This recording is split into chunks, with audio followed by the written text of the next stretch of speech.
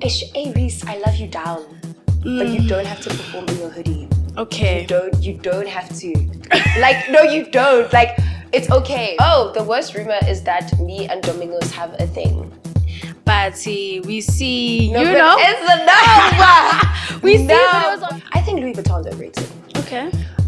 Because I think it's become a staple piece of if you want to look rich. Her personality was my alter ego. Like when I felt good, then I would literally pretend to be Shamiso. Love Shamiso. But you know how she's not shy about how she's a really hard hand. Like don't mess with her. That's cool. I love the, what you see is what you get. But I didn't know that everyone gets that.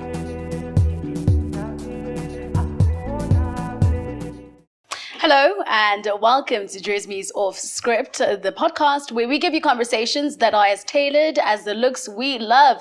My name is Somhlongo and I am your host. Please do make sure that you do comment, like, subscribe, and share the podcast and the channel to a friend of a friend and a friend of a friend. Today, I've got one of the best interviewers in the country, I would say. Girl, stop it. I'm super nervous for this interview because I'm like, what do I ask her? Because she asks all the relevant questions, right? But tables turn. This is Exactly. And that's the motto of the first game that we are going to play. But we're going to go into that in just a few. Before we go into the nitty-gritty, I obviously need to give you an introduction. Today with me, I have got the living embodiment of beauty and brains. She is a model. She is a candidate attorney and she is a media presenter. There's no question that she is scared to ask, and her opinions are bold and beautiful. Very like beautiful. Ladies and gentlemen, boys and girls, please help you welcome Nomalanga Langa. And yes, you said it twice. She said it twice because she's just that nice. You get it. How are you? I'm too good. Now, I feel like honestly, there's no ways I couldn't be good with that intro. Yeah. I feel like I've achieved everything I need to achieve already. I need you to say it for us. Give it to us, the intro. Okay. Yeah. It's Nomalanga Langa. Yes, I said it twice because it's just that nice. All right. I love it. So, like you said, you're the one who's always putting people in the hot seat, right? And asking questions to a lot of people, dynamic people around and across the country. And today I'm going to be putting you in the hot seat. Yeah. So I'm going to ask you 10 questions. Okay. And this game is called Plead the Fifth. So in those 10 questions, you can plead the fifth to 3 of the questions. So these are 3 questions that you don't want to answer. Okay. Every other question you have to answer. Can you give me a tip? Can you give me a hint? Do the questions get progressively worse? Because I don't want to waste my pleading of the fifths. Yabonag. And that's why I mixed up the questions so that you don't see that there's some sort of, angle. You don't see that there's some sort of trait. Okay. And then you want to plead the fifth on the harder ones, right? Okay. So it's a mix. All right. It would be cool if I answer all of them. Let's go. Okay. Are you ready? Let's go. Okay, cool. What fashion trend do you wish would disappear forever? Forever and ever, I think socks and sandals. Okay. Especially sandals that have the thing that go on your toe. The thong. Mm-hmm. You know you're uncomfortable. Why are you wearing those? Like you know you're not okay. It's okay. Okay, I agree with that one. That's a very valid one. And I want to know, what's the best and worst public figure that you've interviewed and why? Okay, best. I think it's Lula Odiba because she was just so warm. It's not only because she's in a space that I want to be in, with commercial radio and like I look up to her, but also she just didn't have to be that nice, man. Like, when you're done interacting with someone and you feel like, oh my gosh, like what a beautiful person. Yeah, I think it's scenarios like that and instances like that where the saying, don't meet your heroes, is put to shame. Put to ultimate shame. But then you need to answer the second half of the question. So, when you said don't meet your heroes, I just remembered who my worst was. Okay. Shame. And it's really sad because I was so obsessed with her when I was in high school. She started off as a YouTuber. Yeah. Right? Yeah. Would always watch her videos. I'm like, her personality was my alter ego. Like when I felt good, then I would literally pretend to be Shamiso. Love Shamiso. But you know how she's not shy about how she's a really hard hand. Like don't mess with her. That's cool. I love the, what you see is what you get. But I didn't know that everyone gets that. Do you understand? Like, I felt like she was a bit cold. Sure. Okay. So, very interesting. I didn't expect you to give me that particular answer. Yeah. If you were to send a drunk text to someone right now, who would it be and what would it say? I think I'd send it to my friend Entle. Wawe. Nah. What? This would be someone we know. Okay. No, not someone we know. But Okay. why to Entle though? Because I feel like, when you have that one friend that will never judge you. Like, Yeah. she has seen the worst up, down, inside out. So I think then my drunk text would be like, friend, where you at, land? Nomalanga. Boring. I was expecting another answer from that. I want to know, what brand or designer do you think is overrated? I think... What is overrated? I think Louis Vuitton's overrated. Okay. Because I think it's become a staple piece of, if you want to look rich, then you get... whether it's the earrings or the bag, but do you even like that bag? You know what I mean? Yeah. And it'll always be fine. So we don't all need to then aim to have that brand. So I think that's why it's overrated. So you wouldn't splurge on a Louis Vuitton bag yourself? I mean, I would. Okay. I didn't say I'm better than everyone. I'm just saying it's overrated. Yes. Okay, cool. Yes. I hear that.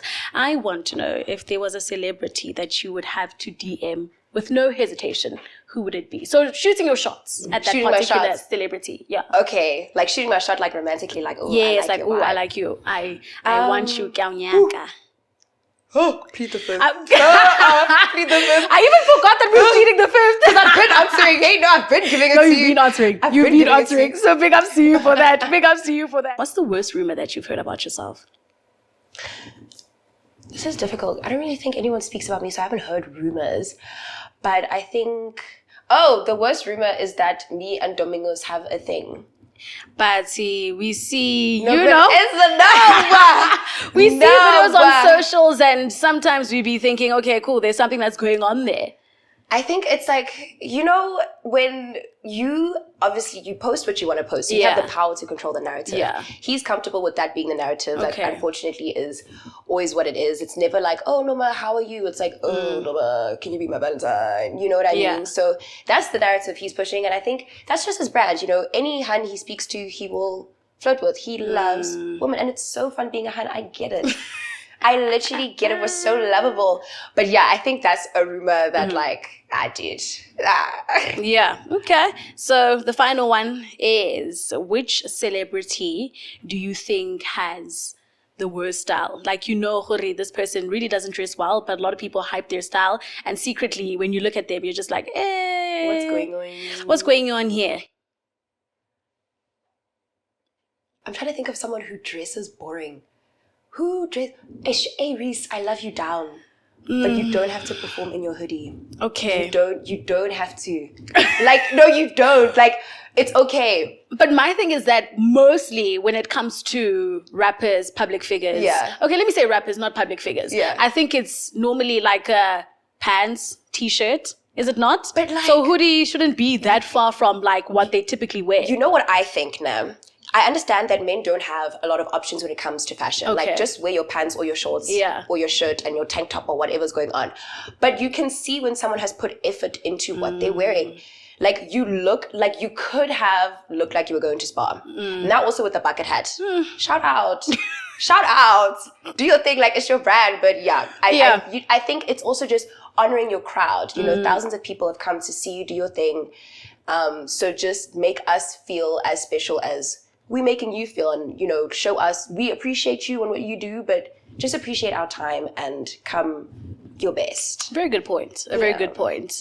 We have concluded the 10 questions. And you answered a lot of them. You did. I think I went easy on you. I think next time if you do come back to the show, we're going to have to turn up the heat. No. Because those were too easy, and you only played the fifth to only one question. True. Right? Okay, True. Cool.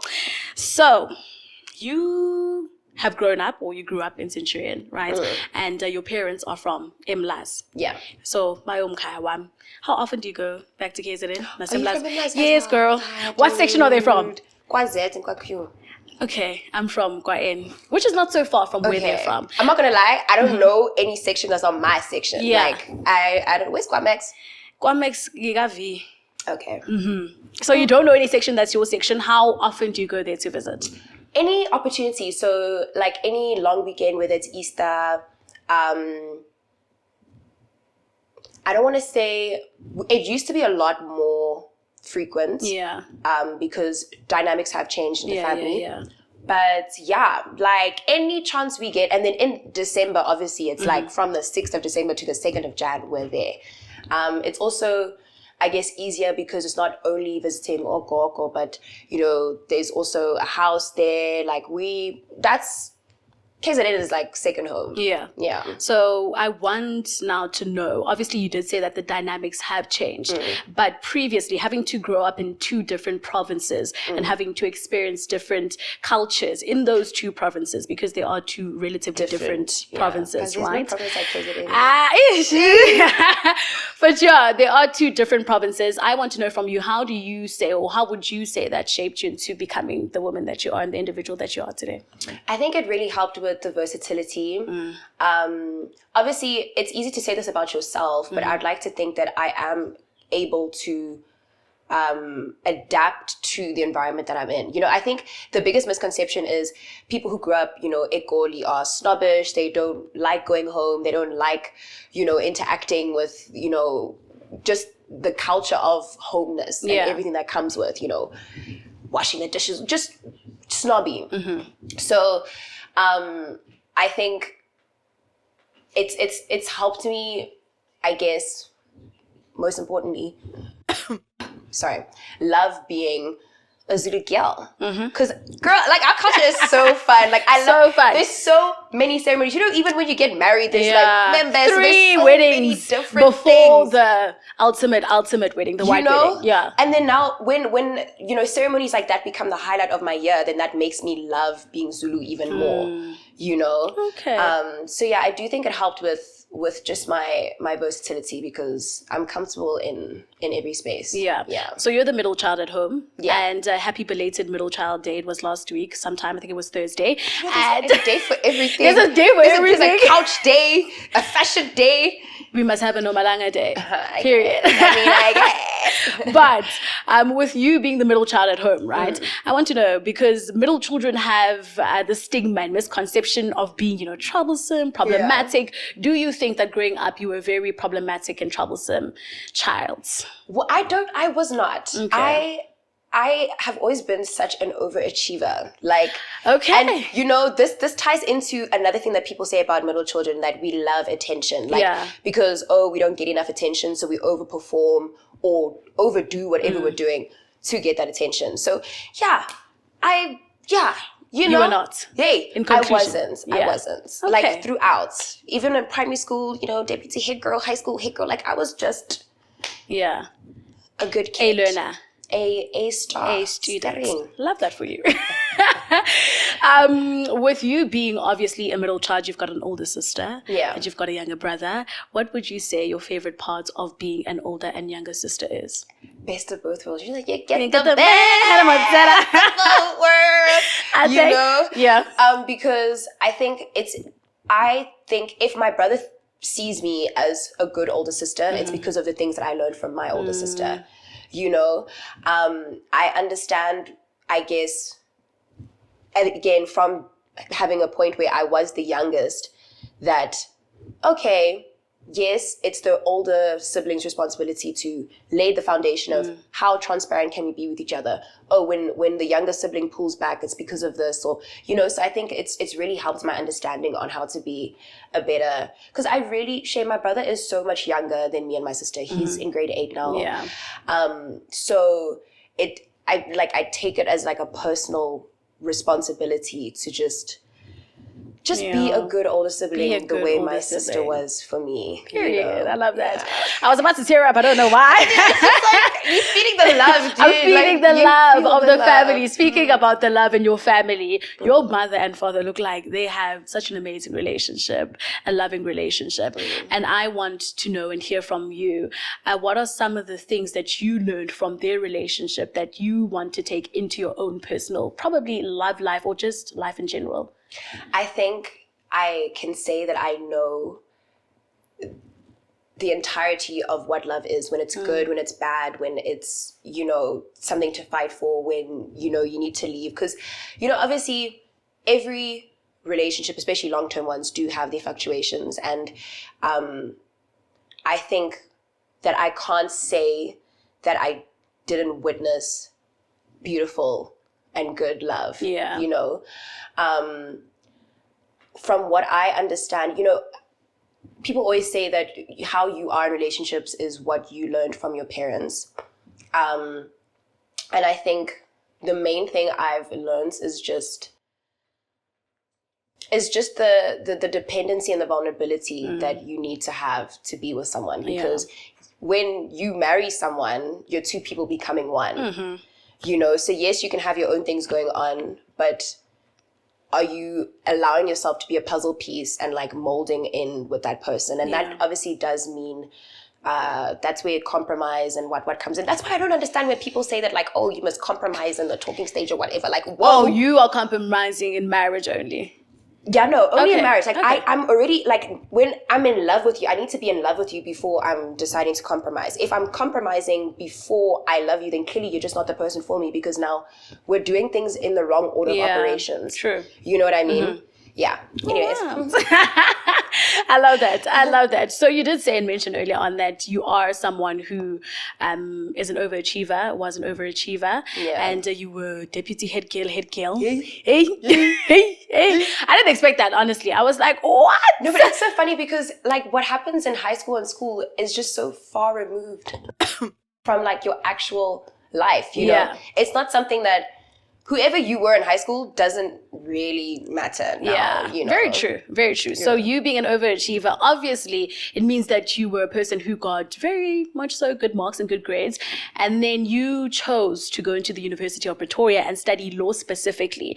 So assuming that you're an overachiever with all these good and great marks and grades, why law? Okay, so full disclosure, it was between law and medicine. How I see it is, with medicine, there's only really like one solution to your problem. Like, oh, you're sick, here's cough medicine. Oh, this is broken, let's fix it. Yes, it's like helping people, and like it's beautiful to understand the human body, and it's complicated and whatever. But I think I was scared that I was going to be bored at the one solution to your problem type thing. There's no debating. With law, you have to take everything into consideration when you're helping someone, financial background, socialization of this person and everything. So I like drama. I was about to say, it's drama. Giving. I love people's indabas. I literally I live for people's indabas. Tell me your issues. I'll literally tell you what to do. It's okay. Like, what? He bumped your car.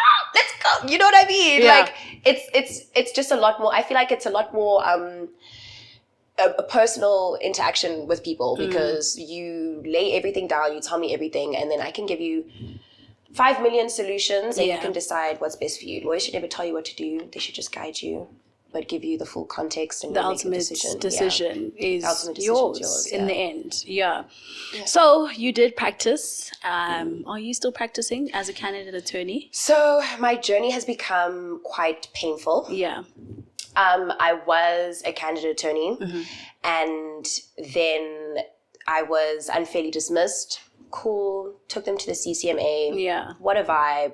What a vibe. They're amazing people. I have nothing against my previous employers. Yeah. So now to be admitted, after you graduate, you either need to do 2 years of articles and board exams, or 1 year of articles, law school, and board exams. So now for the rest of this year, I'm going to do law school. So at least it's not time lost. Yeah.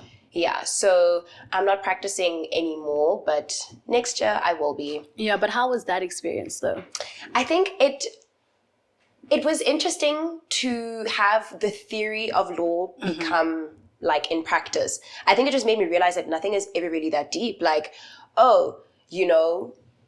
everything is so doable. I think I never felt more empowered and more enabled, because lawyers do take themselves very seriously. It is a very respected profession.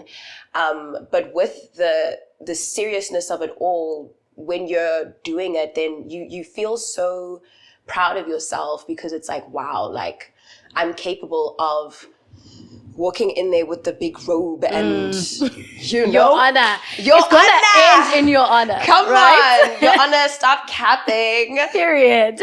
So with you having to be a candidate attorney and having to practice as a candidate attorney and obviously going on that entire journey, you have a vision for that, right? Yeah. So you want to have essentially an entertainment law firm. Yes. Right? Yeah. You know me. Clock it. So you want to have an entertainment law firm, and I want to know with that, obviously it makes sense because of some of the things that you do and having to just say law, presenting, entertainment, slap it into one. With you having to open something like that, what are some of the issues in the industry that you would say you want to address?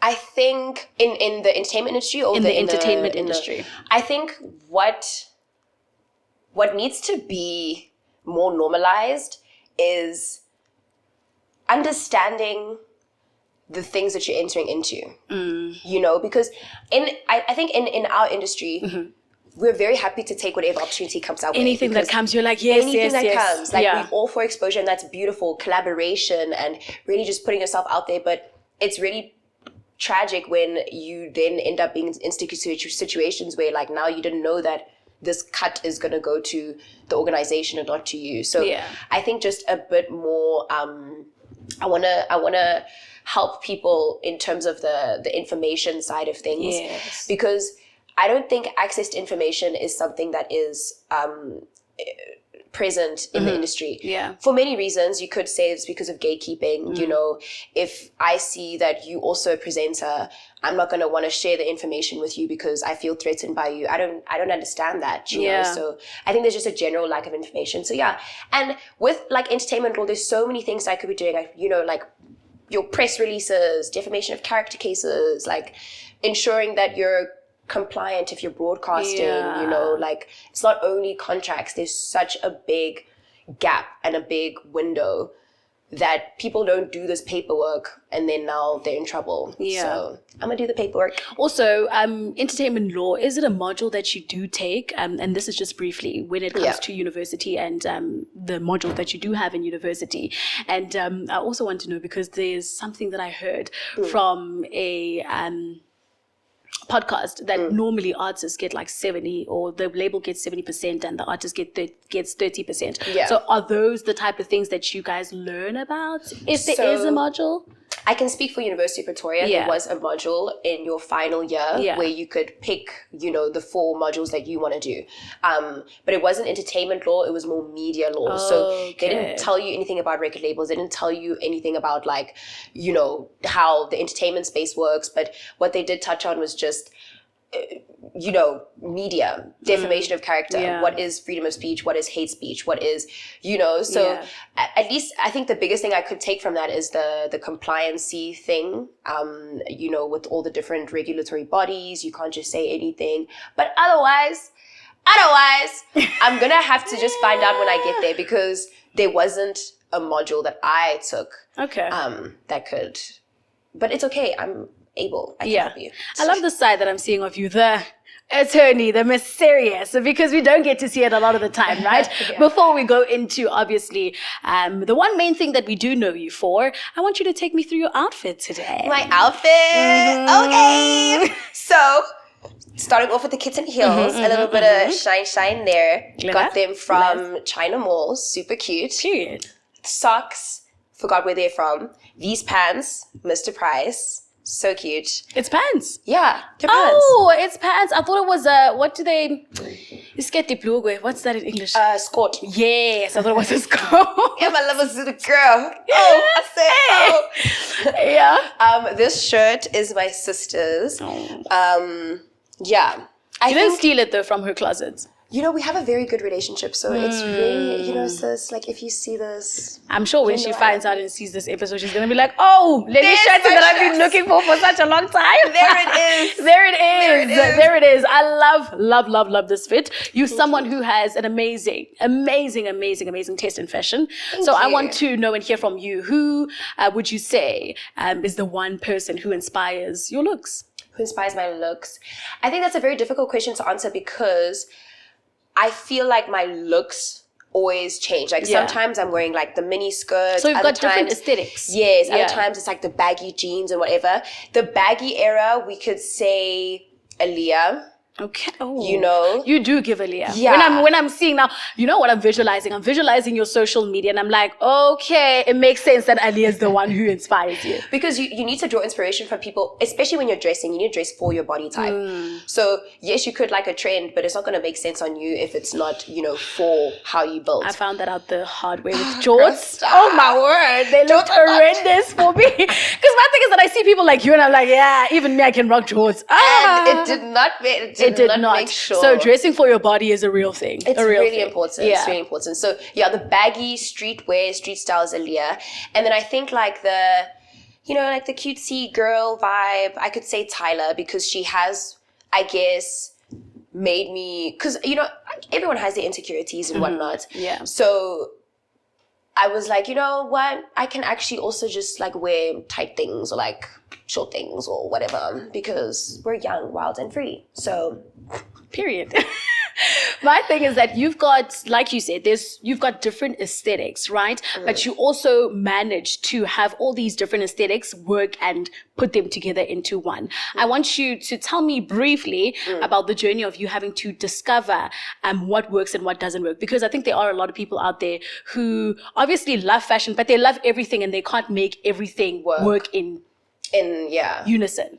I think what really helps is if you know that you're kind of like dressing for the occasion. Because if, let's say, you know, you're going to, I don't know, a hip hop event, even if you feel like how you piece this together doesn't work right now and okay, I'll figure it out better, you still have the space in your mind to not feel uncomfortable about how it's not pieced together, you know? So then it's like, okay, fine. Then you help yourself be confident by allowing how you look to reflect the theme of the day. But yeah, I don't know. I think it's like just wearing, if you like the piece of clothing in itself, then even if you don't necessarily like how it looks on you, then at least you could still... You can make it work. Yeah. Okay. Yeah. Okay. I hear it. Some good advice. I'm trying to, but I'm probably going to realize later, okay, I understand what Noma was saying, right? So you started your presenting journey at Vogue Radio. You're currently at Tax FM, right? Yeah. And when I was obviously doing my research on you, there was an episode of... a show that you were on, and you had mentioned that the intention was never to go into presenting, right? So you started after Vogue Radio. You were like, okay, cool. Like, this is what I want to do. So I want to know, what was that thing that made you say, okay, cool, let me go into Vogue Radio. Let me actually apply. Let me actually get into radio. You know what it was? Yeah. When I was still in school, I did a lot of public speaking. So I still wanted to be speaking, but not in such a formal setting, you know, because like being a student, you just want to catch a vibe. So that's why I joined Vogue Radio. When I was there, then I felt like it was a full circle moment, because it was like, oh, now it makes sense why I even did presenting, even though I was such a jock in school, you know? And then I was like, I have to actually do this thing properly, because my mom said something so beautiful. She said, when you are presenting, that's like your natural personality. Like you don't feel like there's a change. Like that's how you speak to people anyways. So when you find something that you feel is a reflection of you and is a you thing, then you guys to see it through. And just the concept of getting paid to speak. Period. Like, come on. I love that for us. Oh, girl. I love that for us, because we are like chatterboxes, and the fact that we are getting paid to be chatterboxes is just a cherry on top, right? You know? A cherry on top. So from Vogue Radio, you then went into Tax FM, and at Tax FM, you had quite the journey, right? You know, can I tell you, actually, from Vogue Radio, I applied to be at Tax FM. I think I applied 4 or 3 times, and I always got rejected. I always got rejected. That's crazy. I was like, okay, fine. I didn't take it personally, because I was like, you know, maybe I'm not writing the right things on the paper. You know what I mean? Like, you can't be dismayed. But luckily, I did distract myself with other things. Like, I was, you know, then doing interviews with people at events, and, you know, just trying to keep busy, do whatever emceeing gig I can. But yeah, it wasn't like jumping from one station to another. It was quite the journey. It was quite the journey. Ish, they're insane for that. I'm sure if they're going to be looking back at this, whoever was there at the time is going to be like, damn, I should have taken her. I should have said yes to her. How could we, right?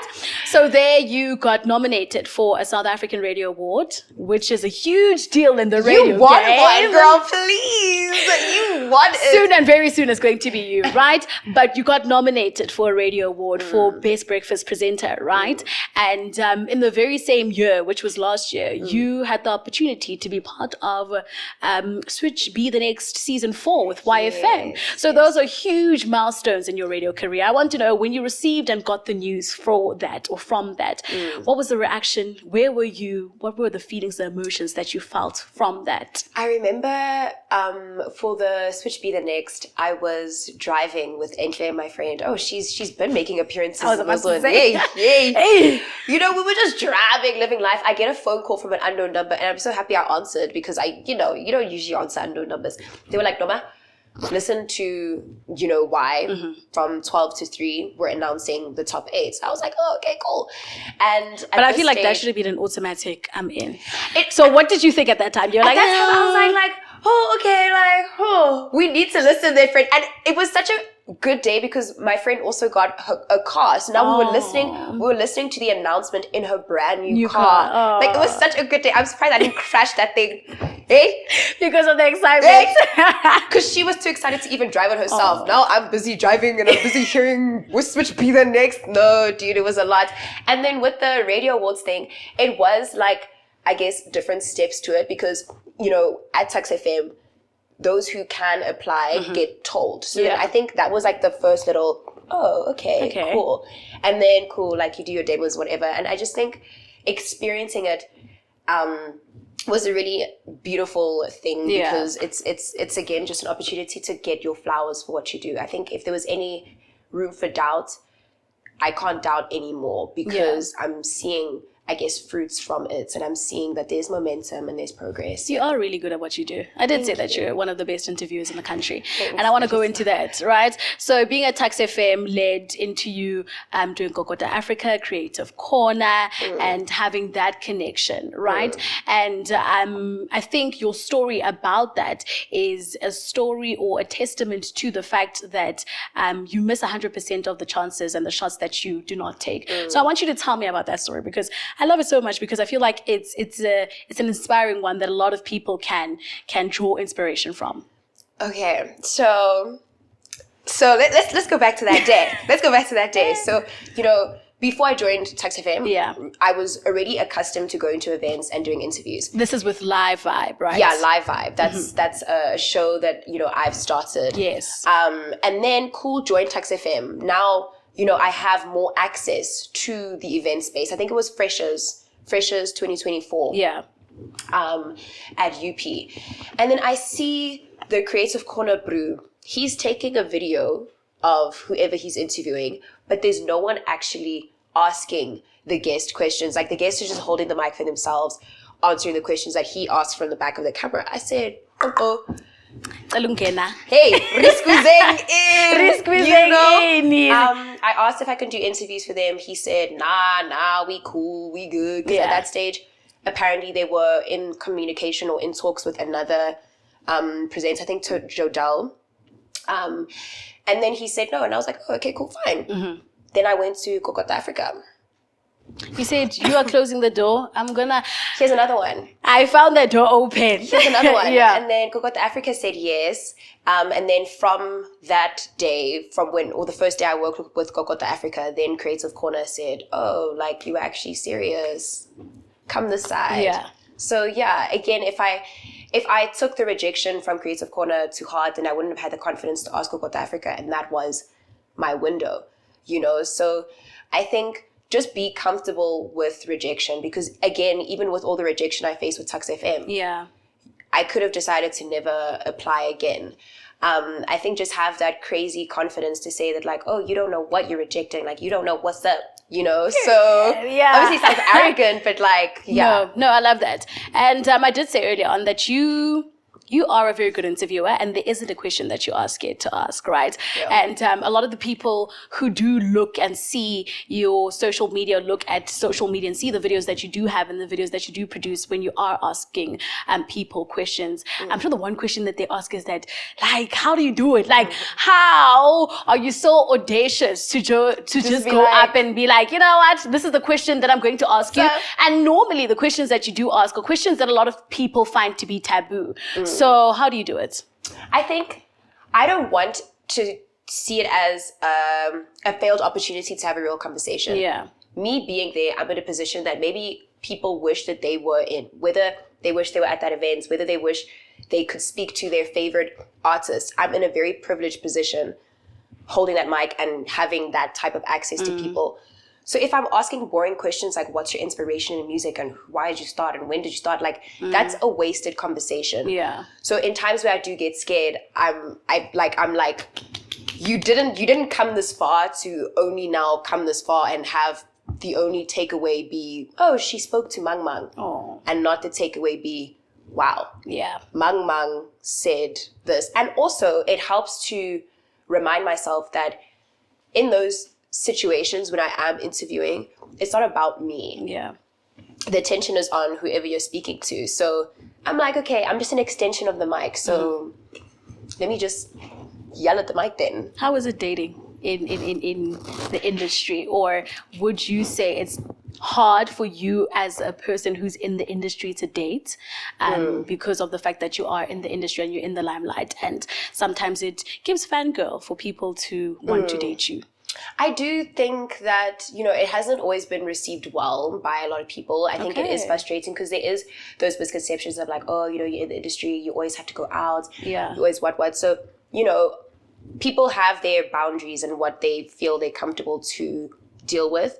So there is that sense of backlash. But I personally, I don't care like what you do, whether you're in the industry, whether you're not. If I like you, I like you. If I like you, I like you. Stop it, I like it. Stop it, I like it. Stop it. So there's one term that is one term that I hear a lot of the time, especially in the industry, which is industry friendships.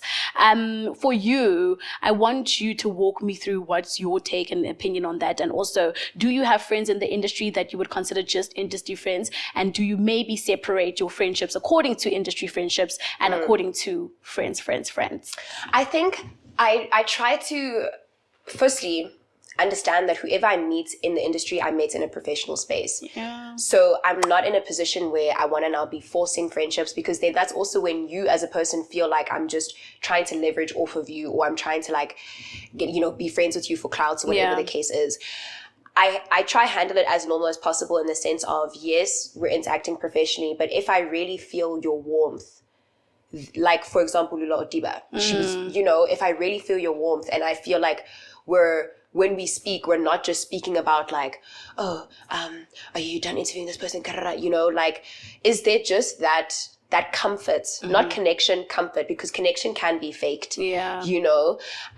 So yeah, I don't think I don't have a problem with people, but I don't have a lot of friends because it's not something that I want to happen inorganically, Yeah. So with the people that I'm good with, if it grows, it grows. If it doesn't, it doesn't. We're good. We're cozy. We're not okay. Weird. We're colleagues. We're cordial in those spaces. Exactly. So we're closing it off. And obviously in closing it off, a lot of the time it's a question that I like to ask this one, which is, what's your words of inspiration, Nomalanga? To people who are looking at a Nomalanga Langa, yes, I say it twice because I just that nice, all over social media, doing all these amazing things, not just on social media, but off of social media as well, having all these achievements, but also being Hannah Montana. You are the embodiment of the best of both worlds. You are a Kennedy Ateni and then Jiggy. You are advanced, you are a presenter. So words of inspiration to someone looking at a Nomalanga saying, I want to be like a Nomalanga, what would you say to them? I think I'd say that you're standing in your own way if you think that you're not able to achieve your dreams because they're like too big. Yeah. You always hear people say, oh, if your dreams don't scare you, they're not big enough. But then now if you think that you're like, that's why I was even like, have that crazy confidence to say whatever rejection you face, they're missing out on you. Actually, just be crazy. My word of advice is be just crazy. Be crazy. Be just a crazy person. Just be a crazy human being. Insane. That's it. I love that. Really love it. Nomalanga, thank you so much for joining me today. It was an amazing conversation. Hope to see you again on the show for something else maybe that we can cook up. We'll see. Round 2 fight. Round 2 fight. But thank you so much for tuning in. And please do join in on the conversation on YouTube. Please do subscribe, like, and share, and send the video to a friend of a friend of a friend that would thoroughly enjoy this video. From me, Nelly Somhlongo, for now, I love you. It's goodbye.